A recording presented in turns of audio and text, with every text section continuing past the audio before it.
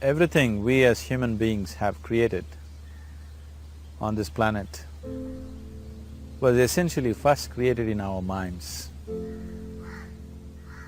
All that you see, which is human work on this planet, first found expression in the mind, then it got manifested in the outside world. So one thing we need to understand is, the wonderful things that we have done on this planet and the horrible things that we have done on this planet, both have come from the human mind. So if we are concerned as to what we create in this world, it's extremely important that first of all we learn to create the right things in our mind. How we keep our minds? If we do not have the power to keep our minds the way we want it, what we create in the world is also going to be very accidental and haphazard. So learning to create our minds the way we want is the basis of creating the world the way we want. There is a wonderful story in the yogic lore. On a certain day, a man took a walk. He went for a long walk. Accidentally, unawares, he walked into paradise. Fortunate, isn't he? He just took a walk and he landed up in paradise. After this long walk, he felt little tired. So he thought, oh, I'm tired, I wish I could rest somewhere. He looked around, there was a nice tree, underneath which there was very cushiony grass. So it was inviting. He went and put his head down there and slept. After a few hours he woke up, well rested, and he thought, oh, I'm well rested, but I'm feeling hungry, I wish I had something to eat. And he thought about all the nice things that he ever wanted to eat in his life. And instantly, all those things appeared in front of him. You need to understand, there the service is like that. Hungry people don't ask questions. Food came and he ate. Stomach became full. Then he thought, oh, my stomach is full, I wish I had something to drink. All the nice things that he ever wanted to drink, he thought about it and all of them just appeared in front of him. Drinking people also don't ask questions, so he drank. Now with a little bit of alcohol in him, you know Charles Darwin told you, all of you are monkeys, your tail fell away. Not me, Charles Darwin told you that you were all monkeys and your tail fell away and then you became human. Yes, definitely the tail fell away, but the monkey… In yoga, we always refer to an unestablished mind as markata, which means a monkey. Why we are referring to the mind as a monkey is, what are the qualities of a monkey? One thing about a monkey is, it's unnecessary movement. And another thing about the monkey is, if I say you're monkeying somebody, what does it mean? Imitation. Monkey and imitation have become synonymous. So these two essential qualities of a monkey are very much the qualities of an unestablished mind. Unnecessary movement, you don't have to learn it from the monkey, you can teach it to the monkey. And imitation is full-time job of the mind. So when these two qualities are on, a mind is referred to as a monkey. So this monkey became active within him. He just looked around, thought, what the hell is happening here? I asked for food, food came. I asked for drink, drink came. There must be ghosts around here, and ghosts came. Oh, the ghosts have come, they're going to surround me and torture me, he thought. Immediately the ghosts surrounded him and started torturing him. Then he started screaming in pain and said, oh, they're going to kill me, and he died. Just now he said he's a fortunate being. The problem is, he was sitting under a kalpa vriksha or a wishing tree. He asked for food, food came, he asked for drink, drink came, he asked for ghost, ghost came, he asked for torture, torture came, he asked for death, death happened. Now don't go looking for these kalpavrukshas in the forest. You can barely find a tree these days. A well-established mind, a mind which is in a state of samyukti, is referred to as a kalpavriksha. If you organize your mind to a certain level of organization, it in turn organizes the whole system. Your body, your emotion, your energies, everything gets organized in that direction. Once all these four dimensions of you, your physical body, your mind, your emotion and the fundamental life energies are organized in one direction, once you are like this, anything that you wish happens without even lifting a little finger actually. It would help to assist it with activity, but even without doing any activity, you can still manifest what you want if you organize these four dimensions in one direction and keep it unwavering in that direction for a certain period of time. Right now the problem with your mind is, every moment it is changing its direction.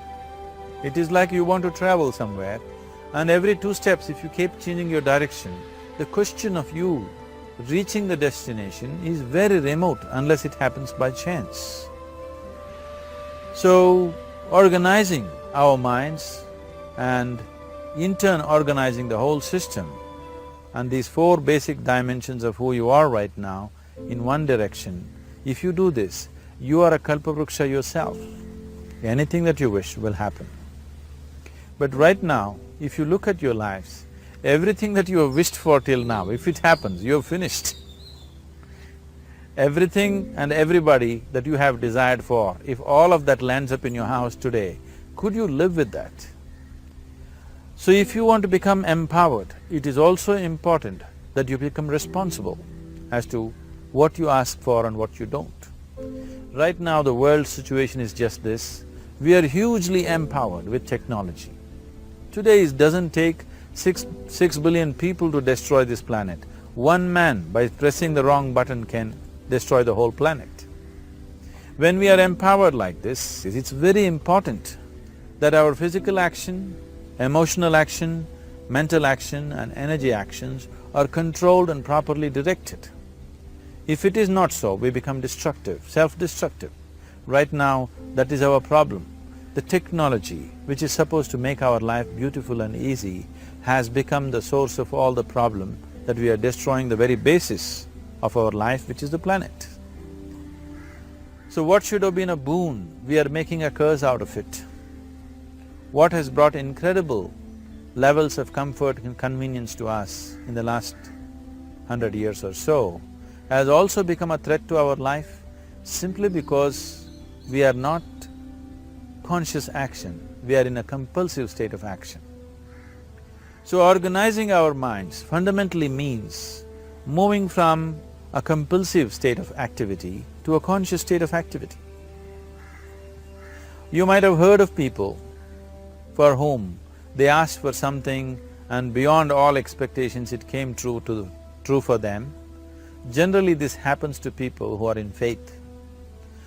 Now, let's say you want to build a house.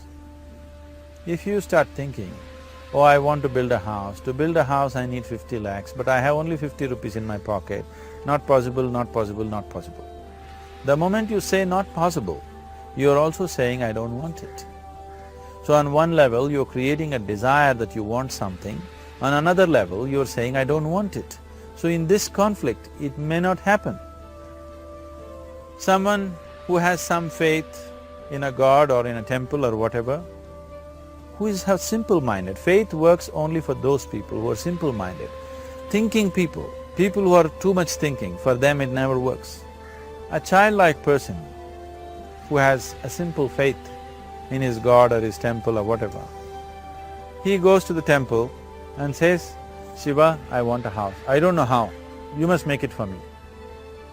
Now in his mind there are no negative thoughts. Will it happen? Will it not happen? Is it possible? Is it not possible? These things are completely removed by this simple act of faith. Now he believes Shiva will do it for him and it will happen. So is Shiva going to come and build your house? No, I want you to understand, God will not lift his little finger for you. what you refer to as God is the source of creation. As a creator, He has done a phenomenal job, there's no question about it. Could you think of a better creation than this? Is it in anybody's imagination to think anything better than what is there right now? So as a creator, He has done His job wonderfully well. But if you want life to happen the way you want it, because right now, the very crux of your happiness and your well-being is this. If at all if you're unhappy, the only and only reason why you're unhappy is life is not happening the way you think it should happen. That's all it is. So if life is not happening the way you think it should happen, you're unhappy. If life happens the way you think it should happen, you are happy. It's as simple as that. So if life has to happen the way you think it should happen, first of all, how you think, with how much focus you think, how much stability is there in your thought, and how much reverberance is there in the thought process will determine whether your thought will become a reality or is it just an empty thought. Or how you do not create any impediments for your thought by creating negative thought process. Is something possible or not possible? Is destroying humanity. What is possible and not possible is not your business, it's nature's business. Your business is just to strive for what you want. Right now you're sitting here. If I ask you two simple questions, I want you to just look at this and answer this. Right now from where you're sitting, can you just fly off? You say no. Right now from where you're sitting, can you get up and walk? You'll say yes. What is the basis of this? Why you say no to flying and yes to walking? Because past experience of life, many times you've gotten up and walked, never did you fly off. Or in other words, you're using the past experience of life as a basis for deciding whether something is possible or not possible. Or in other words, you have decided that what has not happened till now cannot happen in your life in future. This is a disgrace to humanity and the human spirit. What has not happened till now on this planet can happen tomorrow. Human beings are capable of making it happen tomorrow. So what is possible and what is not possible is not your business. That is nature's business. Nature will decide that. You just see what is it that you really want and strive for that. And if your thought is created in a powerful way, without any negativity, without any negative thoughts bringing down the intensity of the thought process, it will definitely manifest. The whole existence today, modern science is proving, is just a reverberation of energy. It is a vibration. Similarly, your thought is also a vibration. If you generate a powerful thought and let it out, it will always manifest itself. So generally, people are using faith as a means to remove the negative thought. Today, once you have become thinking human beings, your faith is not too deep. It doesn't matter how much faith you think you have, somewhere doubts always crop up. Right now, the way your minds are made, this moment, if God appears right here, you will not surrender to Him.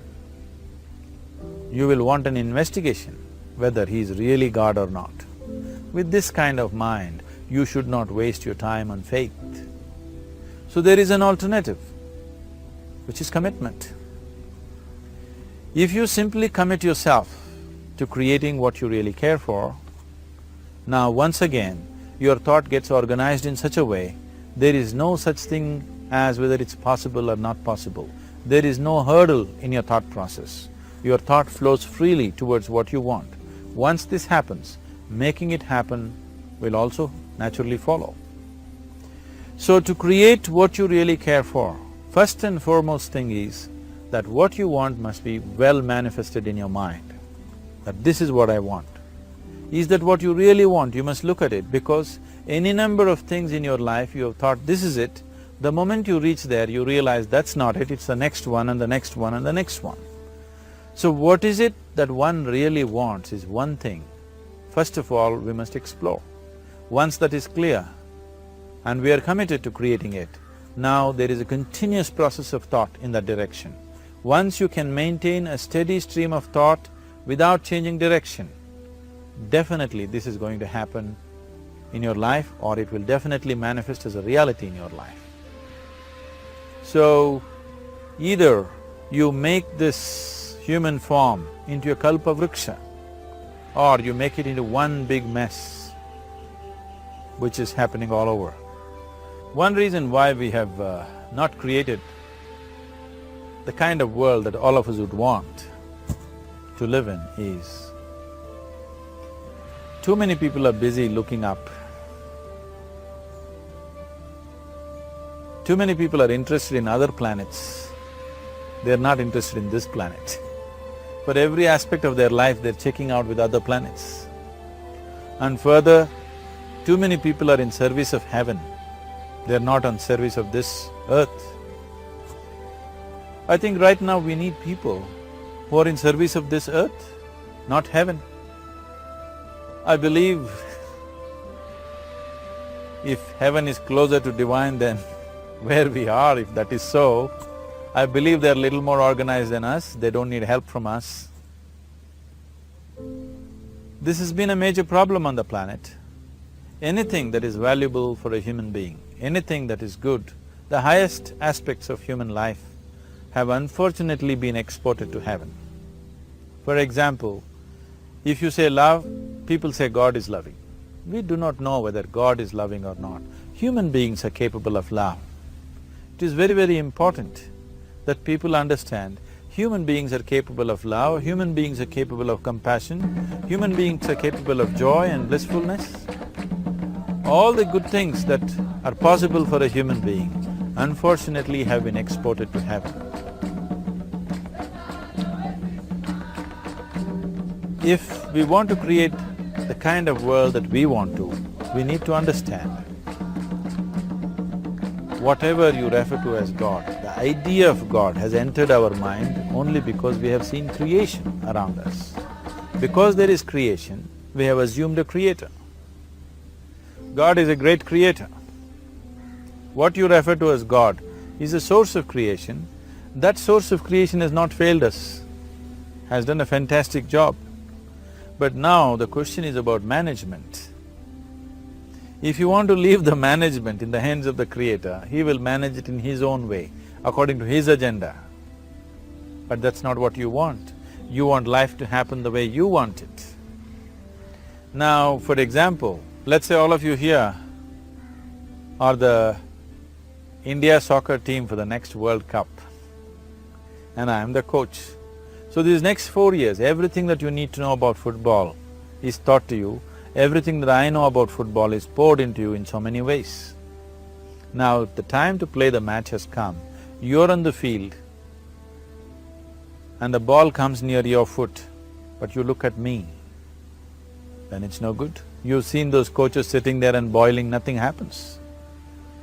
Because now, once you're on the field, it's your job. So this is the same thing. The Creator has done a fantastic job. Now you're here.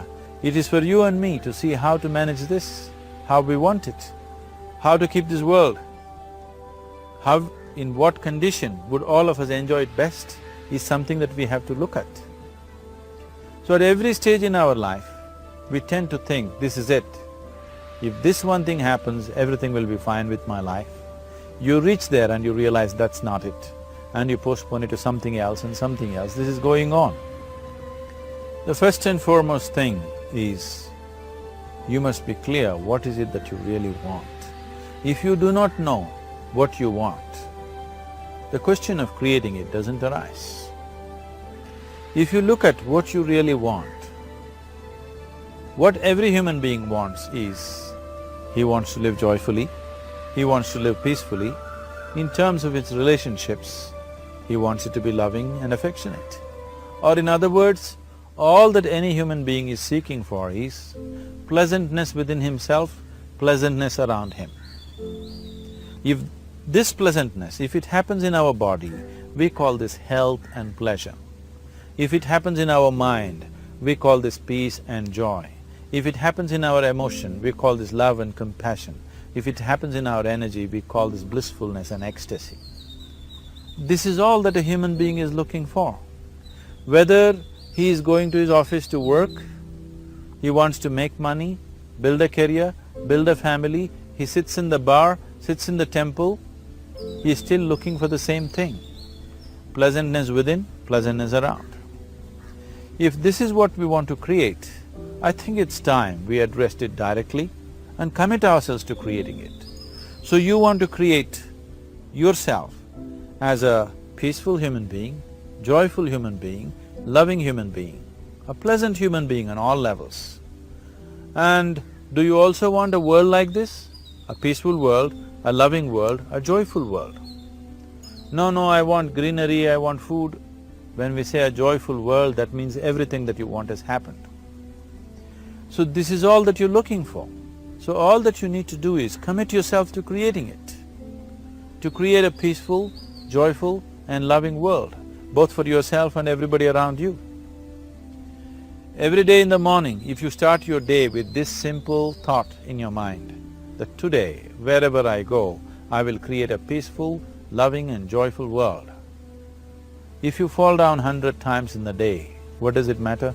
For a committed man, there is no such thing as failure. If you fall down 100 times, 100 lessons to be learnt.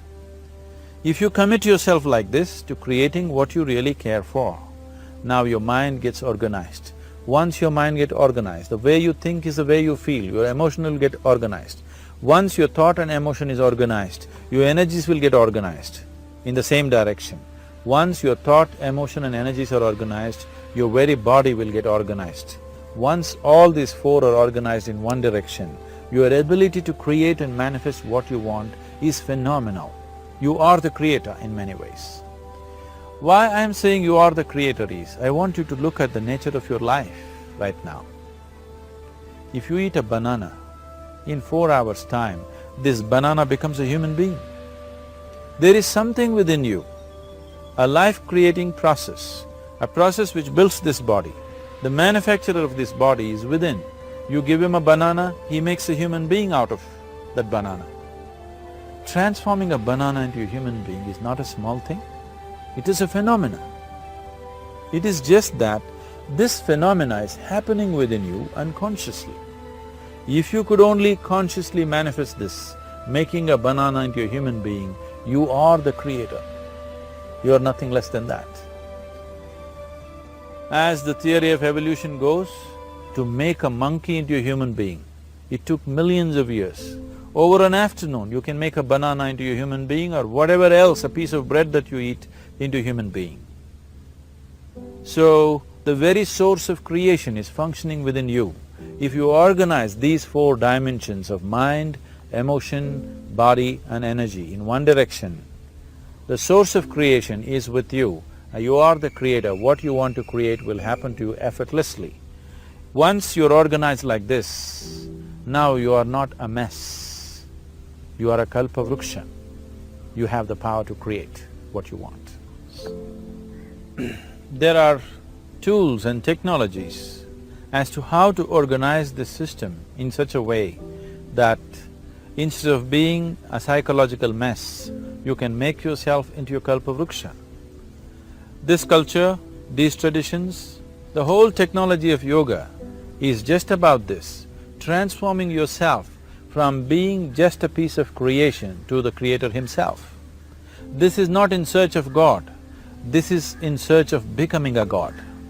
This is not in search of divine, this is in search of becoming divine, because that which you call as divine, that which is the source of existence, is throbbing within you every moment of your life. Otherwise, a piece of bread cannot become a human being in the course of an afternoon. So, shifting from being just a piece of flesh and blood to becoming a creator, there is a whole science and technology for this. There are tools to make this happen. That which is the source of creation is functioning within you every moment of your life. It is just that, have you kept access to that dimension or not? Organizing the four basic elements of your life will give you that access. There are tools and technologies to do this. The whole science of yoga The whole technology that we refer to as yoga is just about this, transforming yourself from being just a piece of creation to become a creator. For example, 100 years ago, if I picked up something like this and I start speaking to someone who is across in another part of the world, you would think it's some kind of a miracle.